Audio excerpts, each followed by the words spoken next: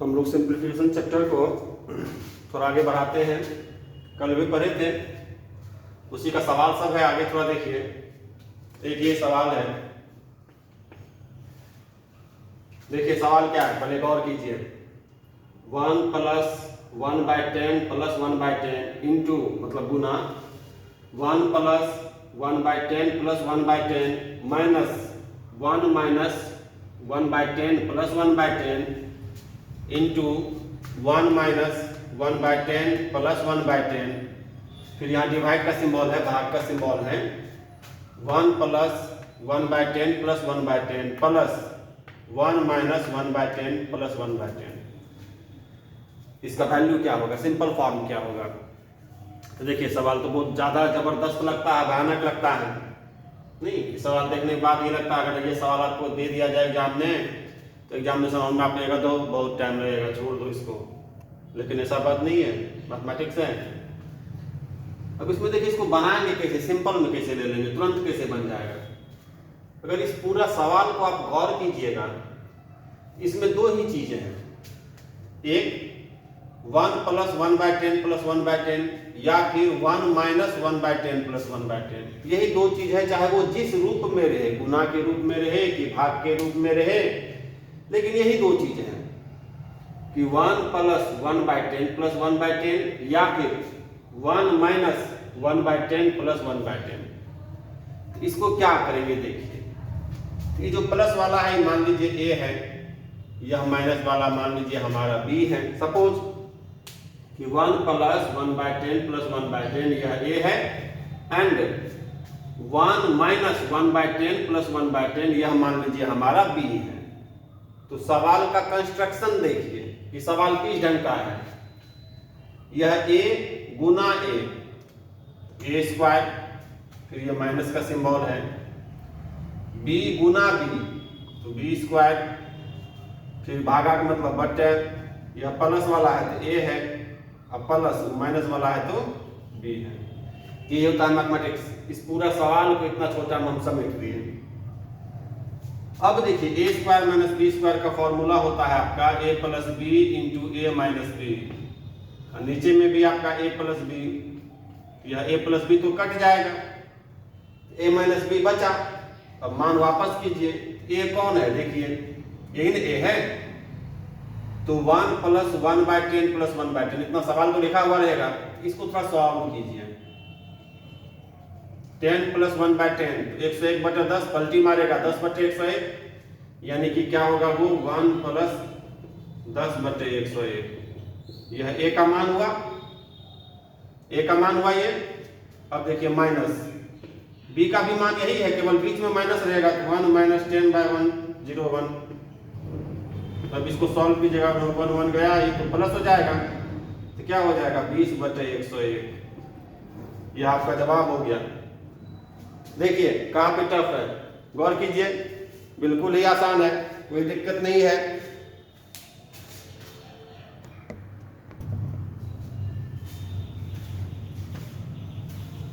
अब चलिए आगे बढ़ते हैं थोड़ा सा,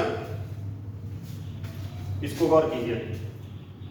यदि x + 1/x = -2 तथा n एक धन पूर्णांक हो, धन पूर्णांक मतलब पॉजिटिव इंटीजर्स, तो x⁴n + 1 प्लस 1/x⁴n + 1 इसका वैल्यू क्या होगा।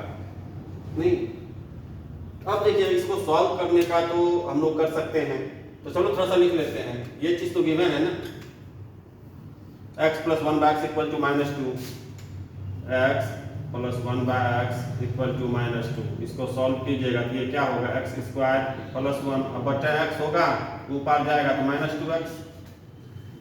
इधर लाइए, x² + 2x + 1 = 0। यह a² + 2ab + b² के फॉर्म में है, तो क्या होगा a + b का होल स्क्वायर। अब ये होल स्क्वायर 0 में जाएगा 0, x + 1 = 0, तो x का वैल्यू क्या हो जाएगा -1। ये हो गया। अब देखिए हमको जिसका मान निकालना है, x तो -1 आया, इसी का वैल्यू चाहिए जी। तो गौर कीजिए x⁴2n + 1, x का मान आया -1 यानी कि -1 पर पावर 2n+1, फिर प्लस 1/-1 पर पावर 2n+1, यानी कि x के प्लेस पे, इसमें x के प्लेस पे -1 रख दिए क्योंकि x का वैल्यू हम निकाले ना -1। अब देखिए n क्या है, पॉजिटिव इंटीजर्स है, n का कोई भी वैल्यू लीजिएगा, कोई भी जो भी आपके मन में आता है उसको जब 2 से मल्टीप्लाई कीजिएगा तो वह एक इवन नंबर होगा, मतलब कि सम संख्या होगा। जैसे n का वैल्यू रखते हैं 2 तो 2 × 2 4 सम संख्या है। n का वैल्यू रखेंगे 5 × 2 10 सम संख्या, यानी 2n जो है वह सम संख्या है, इवन नंबर है।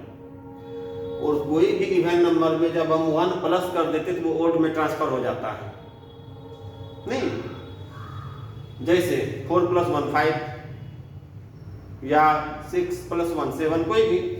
तो कहने का मतलब है यह जो पूरा हुआ 2n+1 यह एक विषम संख्या है, विषम संख्या है, और -1 पर विषम संख्या के रूप में कोई भी पावर हो तो -1 ही होता है। जैसे -1 पर पावर देंगे 7 तो -1, -1 पर पावर दे दीजिए आप 205, ये भी -1, लेकिन -1 पर पावर देंगे 50, ये होगा 1, ये सब चीज़ है।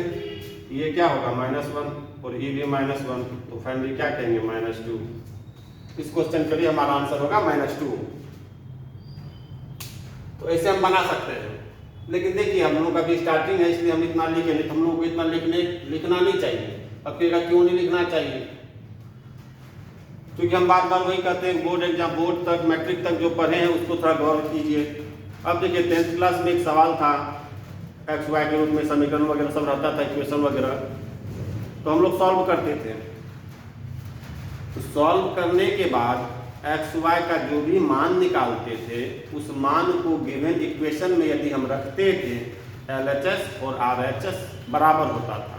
यदि नहीं होता था तो हम समझ जाते थे सवाल में एरर है, सवाल हमारा गलती बन गया, तो हम लोग फिर से उस सवाल को चेक करते थे। मैट्रिक वाली बात कर रहे हैं।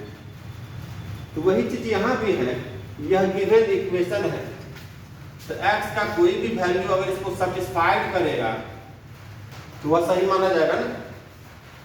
तो x अगर हम डायरेक्ट यहाँ वैल्यू रखेंगे -1, सपोज अगर x का वैल्यू सीधा हम रखेंगे -1 इसमें, तो -1 -2 सेटिस्फाइड करेगा, इसलिए x का वैल्यू -1 सही है।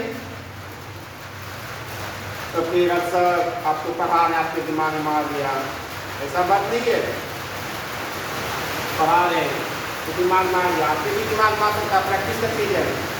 ये ट्रायल मेथड है, आपको किसी बुक में भी नहीं मिलेगा, ट्रायल मेथड है, इसको गौर कीजिएगा ना, जब आदत डालिएगा तो सवाल सब बनेगा। कि x का मान डायरेक्ट -1, यहाँ देखिए कितना मेहनत करके -1 आया, यहाँ डायरेक्ट -1, क्योंकि किसी को वैल्यू है तो हम नीचे में रख सकते, जैसे -1 -2 1 2 या 0, यही 4-5 तो रख सकते हैं इजी वे में। करने का बहुत प्रश्न, सिंपल वाला बात करते हैं। x का वैल्यू -1 हुआ तो -1 पर विषम पावर -1, ये भी -1 तो -2 हमारा आंसर होता है। -2 हम लोग टिक मार देते, सिंपल सी बात है कि नहीं?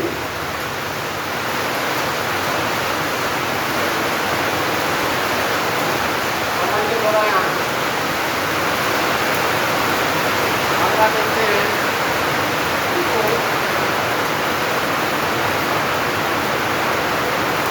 ऊपर लगाने दीजिए A2 माइनस B2 को यदि हम तोड़ेंगे फॉर्मूला से A minus B into B square plus AB plus C,